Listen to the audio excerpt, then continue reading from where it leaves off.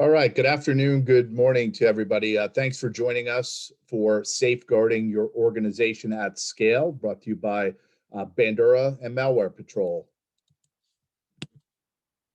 So today, I'm Todd Weller, the CRO of Bandura Cyber, and it's my pleasure to have Leslie Don, Marketing and Sales Manager from Malware Patrol with us. Leslie, thanks for joining us.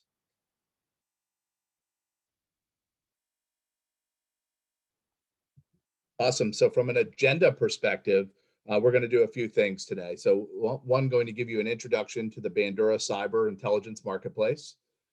Second, we'll do a deep dive on Malware Patrol, and then we'll do Q&A.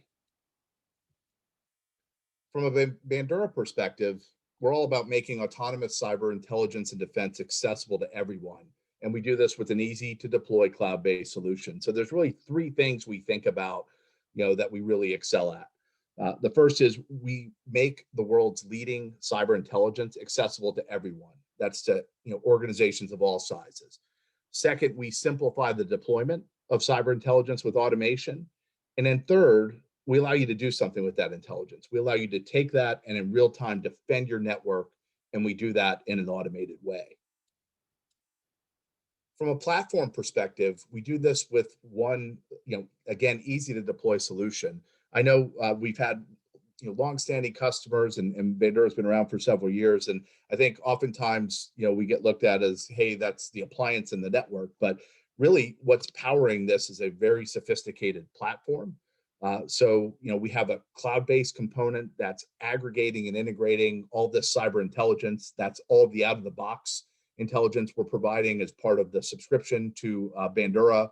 That's also connectors, ways to make it easy for you all to get threat intelligence into the platform, whether that's using one of our basic connectors, connecting with an ISAC or ISAL, or out-of-the-box integrations we have. So all of that is happening out at the cloud layer. And then our cloud service that you kind of configure and interface with through what we call our global management center, our cloud-based management portal, that's where you set your policies and enable your lists. And then our cloud service is delivering those policies and that threat intelligence in real time down to the threat blockers, which protect physical, cloud, and remote networks. And all this is happening in real time, right? Because this cyber intelligence is changing constantly. And that's kind of the automated way for what we're about. Data is critical to our strategy. At Bandura, we don't produce any of our own cyber intelligence. And that's for a good reason. There is tons and lots of cyber intelligence that's out there. And we think in today's threat environment, it is critical that organizations use a diverse mix from multiple sources. So our strategy is to give you access to that and to partner with organizations like Malware Patrol. So we want to provide access to leading sources from commercial threat intel providers. There's a lot of great open source that's out there. Certainly, there's a lot of great industry, as well as from a SOAR perspective. From a government perspective, things like DHS and CISA. It's also like we now talk about cyber intelligence as opposed to threat intelligence, and that's for a good reason, because it's not always about threats. There's also allowing known good traffic. And so one of the moves we've made recently has been to add more automated allowed lists for popular web services like Microsoft and Google, DocuSign, et cetera.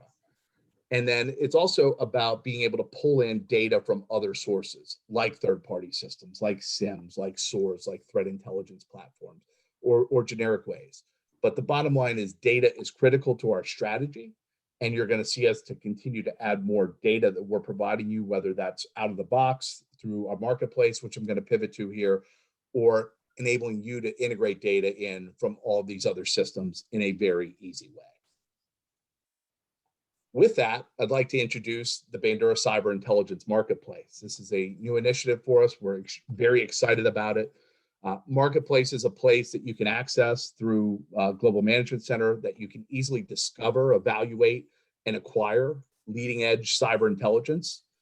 It's going to be a place that you can benefit from, kind of one place to go for the automated kind of organization and management of all of your cyber intelligence. And then you also can instantly deploy data from here on your network in real time and take action with it to protect yourself. Again, threat intelligence is great, but what's even more important is the ability to do something with that threat intelligence, to take action to protect your network. So I'm excited about our partnership with Malware Patrol. We've been talking with Leslie and Andre there for a couple years now, and have been having some great conversations. And they were actually our first partner to sign up with Marketplace. So very excited about that. We have 2 subscription offerings. I'm not going to go into detail because Leslie will provide some detail on those, but Malware Patrol Essentials and Malware Patrol Enterprise. And with that, I think it's time to move in and do a deep dive on Malware Patrol. So Leslie, thanks again for joining. Would love to learn about Malware Patrol. So tell us, who is Malware Patrol? Tell us about yourself.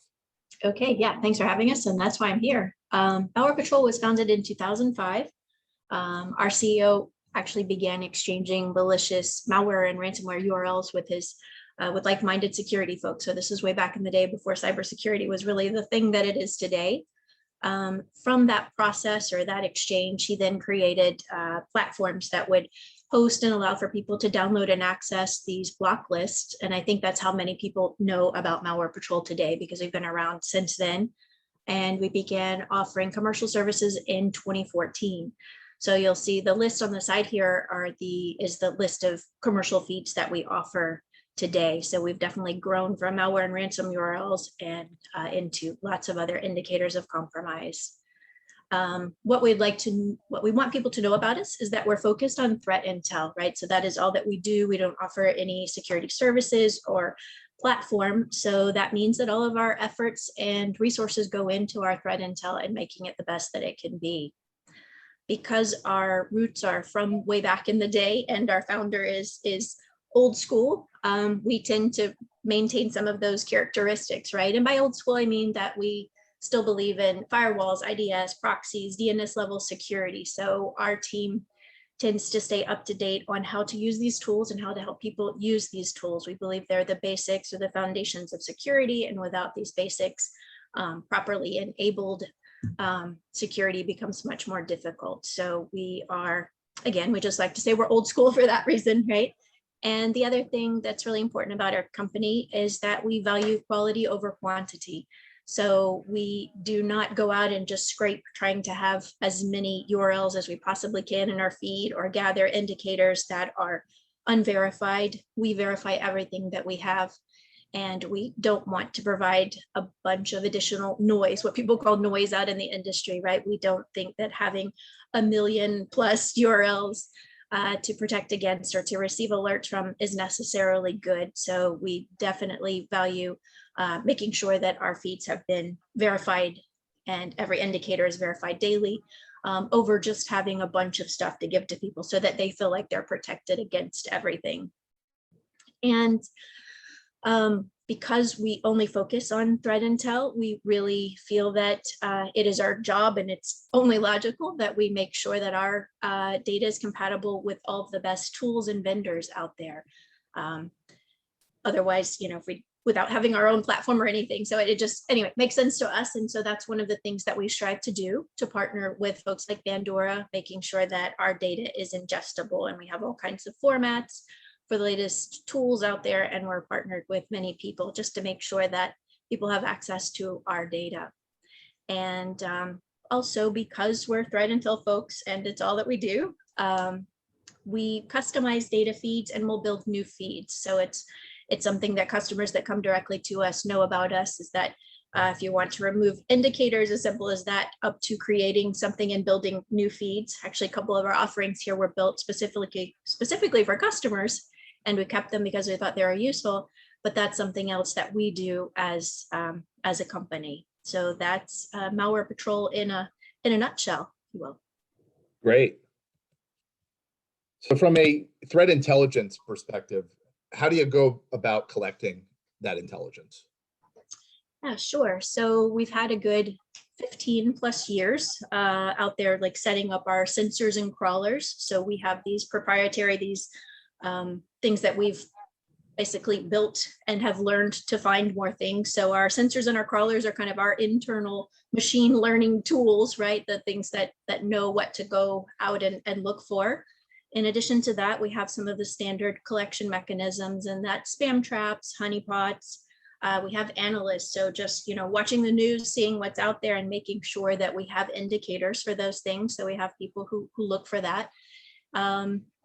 Also, from our history, sharing data with the community, having our block list available to the security community, as I mentioned, we do have sharing agreements that have been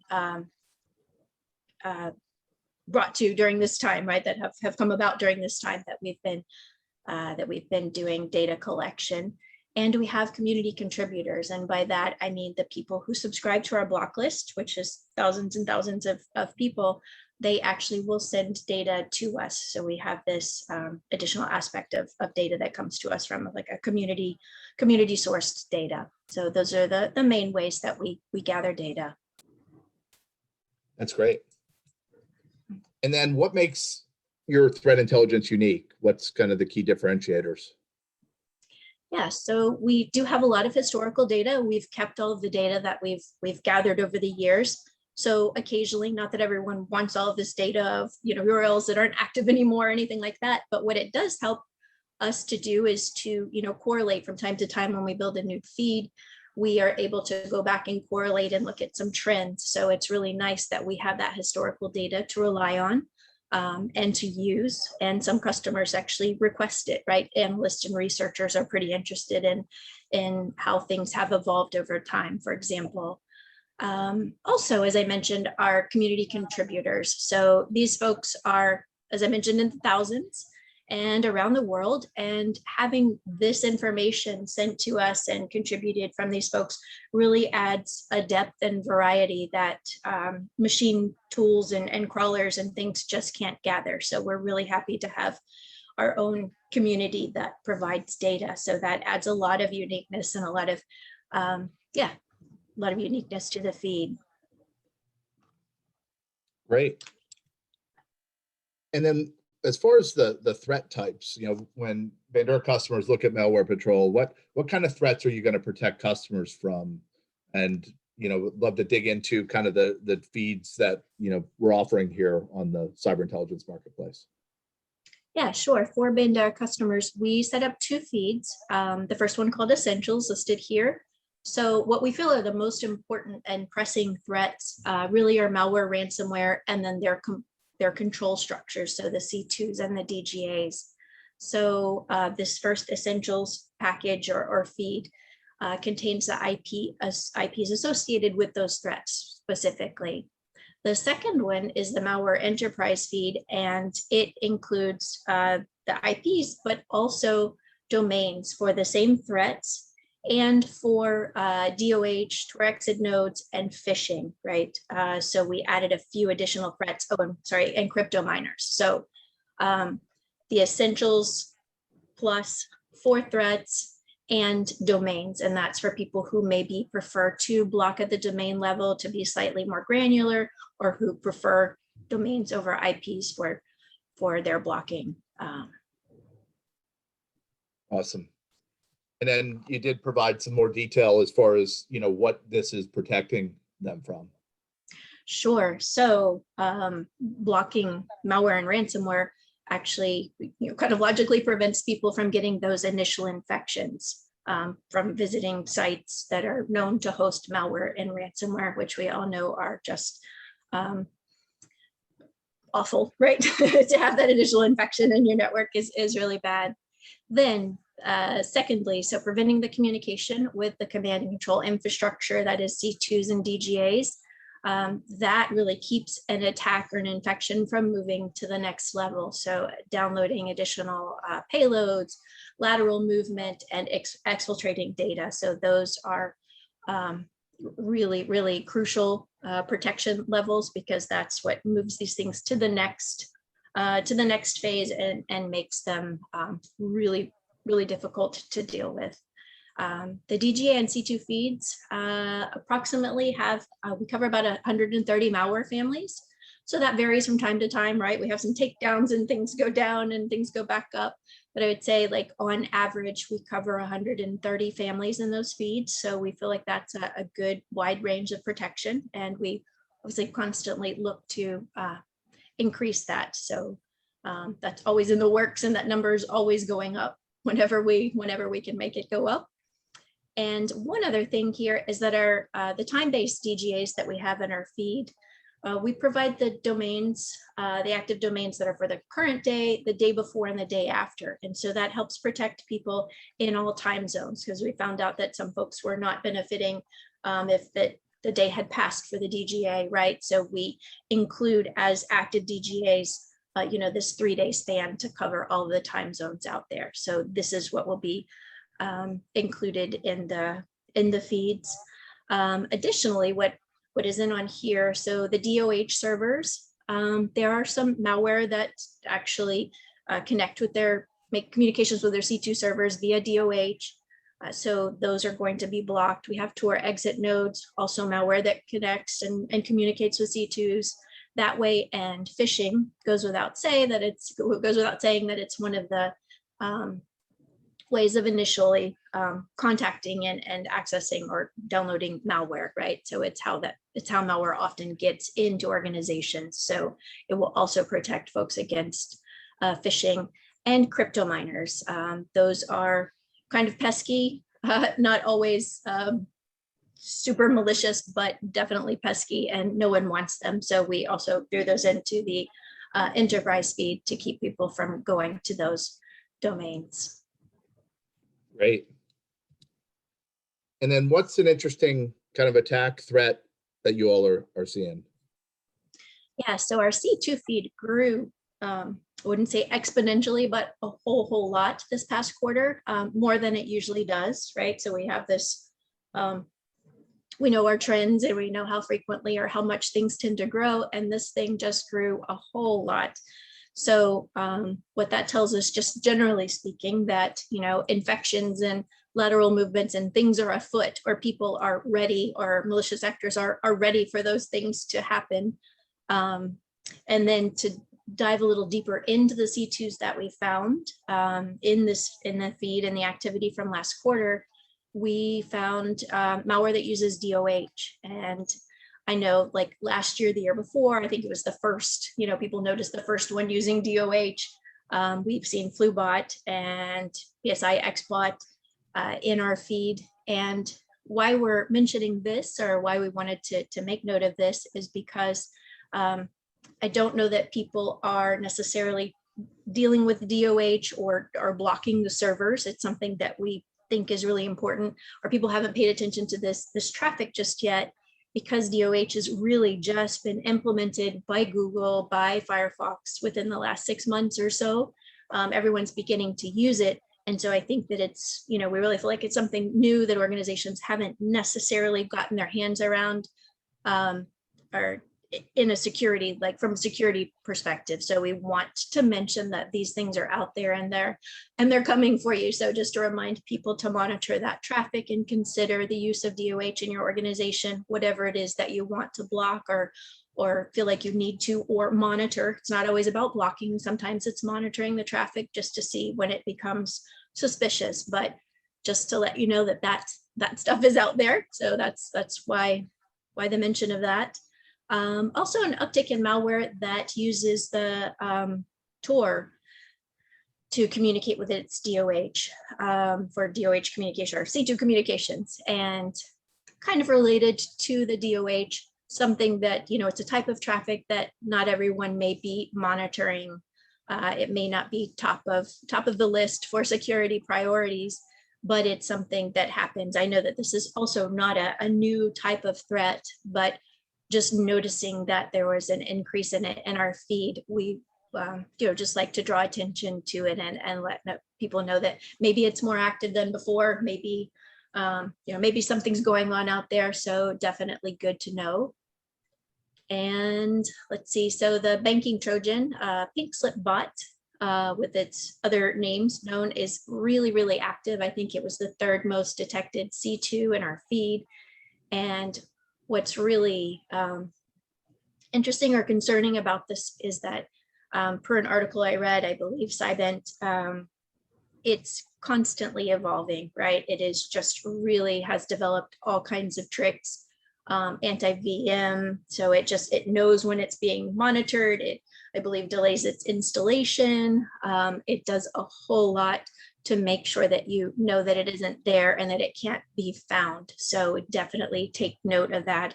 It's a banking Trojan, and we've seen a lot of it out there. So, and it's extremely intelligent. It's not one of those, simply put together, you can find its IOCs easily. It's a pretty smart one. So we think people should pay attention to that one. Great. Very, very interesting. Thanks for that feedback. So now we're going to turn to accessing malware patrol on cyber intelligence marketplace.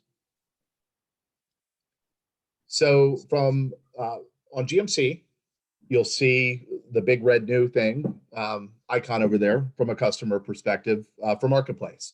So if you simply click on marketplace, you're going to go into the main menu and you're going to see all the great offerings there. So you can see malware patrol, the two feeds we talked about, the Threat Intelligence Enterprise feed and the Malware Patrol Threat Intelligence Essentials feed. You would simply click on that. So in this screenshot, I clicked on Enterprise, and it's going to take you and it's going to show you the price, and it's going to provide you more details as to what's in the feed. The price that you're going to see there is a prorated price. So depending on when your subscription is up, for example, if you have a year subscription and you're 6 months in, you're going to see a 6-month price. If you have a 3-year subscription and you're 1 year in, you'll see, a 2-year subscription price. So you're going to see a price that is prorated to your subscription. You would then click purchase, and that will take you to this screen, which is going to do a few things. One, it's going to show you the annual subscription cost, so you get a sense of that. You're going to see the prorated amount. How much is due now. You'll see, from a subscription perspective, the way we do premium threat feeds like Malware Patrol is based on an aggregate throughput perspective. So if you have 5 subscriptions for a gigabit each, you would get a 5 gigabit Malware Patrol subscription, for example. And so all that'll be factored in here. And then you would simply, click on the terms and conditions, click that you've read and accepted those, and then press buy, and you'll be off and running, and then the feed will start to download for you in GMC, and you'll be able to use it very, very quickly post that. So it's a very, very easy process to use Marketplace. So from that perspective, before we move to questions, and if you have questions, feel free to use the Q&A function. I know there's a question down there already. I saw that earlier. Be happy to answer that. If there's other questions, throw them in there. Chat as well is fine. But before we get there, from a summary perspective, we really believe that defending against threats today is a volume game, right? The volume of threats, the pace just continues to increase, and it's a volume game to defend. And that revolves around a couple components. One is you need to use cyber intelligence, and you need to use a diverse mix. There's no one silver bullet when it comes to threat intelligence. You need different perspectives. And the other thing that comes to mind from a volume perspective is the need for automation, because it's hard for all of us, right, to scale because of the shortage of folks and the volume at which things are going on. So security automation is a huge theme in general. It's a huge component of our solution at Bandura. It's a huge component of how threat intelligence gets collected. So from our perspective, we are focused on allowing customers to easily access, deploy, and enforce using massive volumes of cyber intelligence from all these different sources. We mentioned the critical importance of data to our strategy, and cyber intelligence marketplace we're really excited about because it's giving our customers even greater access to high quality cyber intelligence data. And what's in there today is largely premium offerings. You'll see us offer additional kind of free offerings as well as we build that out, and different types of threat intelligence over time. So marketplace we're very excited about, and we're really excited about our partners. Like I said, we've been having great dialogue with Malware Patrol for multiple years. I think they provide high quality cyber intelligence. Leslie provided a great example of the different kind of areas of focus as far as kind of malware, ransomware, phishing, C2s, DGAs, Tor, etc. And I think you got an overview of the difference between the Essentials and the Enterprise feed. So with that, we'll move it to Q&A, and let's see what we got here.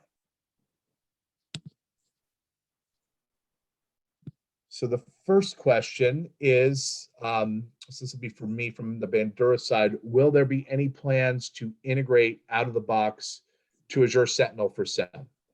The answer is yes. So we've actually gotten several customer requests related to Azure Sentinel. Related to this, we're very close to, with Threat Blocker Cloud, as you know, we're in AWS. We also now have the ability to be in Azure. We're formalizing some of the things to get us up in the Microsoft Marketplace, but we do have that. That's also driving interest around an integration with Azure Sentinel. So if you're interested in kicking the tires on Threat Blocker Cloud for Azure, we do have that available today. So feel free to reach out. We can kind of work with you on that. And then we will, let's keep a dialogue going with Azure Sentinel, but that's definitely something we've gotten multiple requests for, and we'll definitely be looking at. So thanks for that question.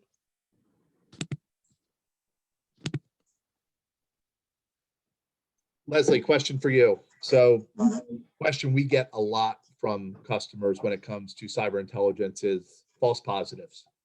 And look, they're a fact of life. That's why we have our great kind of allowed list feature, which allows customers to do that, because when you're dealing with the volume of data we're dealing with, both you as a threat intelligence provider and us as kind of aggregating all this, they're going to happen from time to time, right? But how does Malware Patrol go about kind of mitigating, the risk of false positives?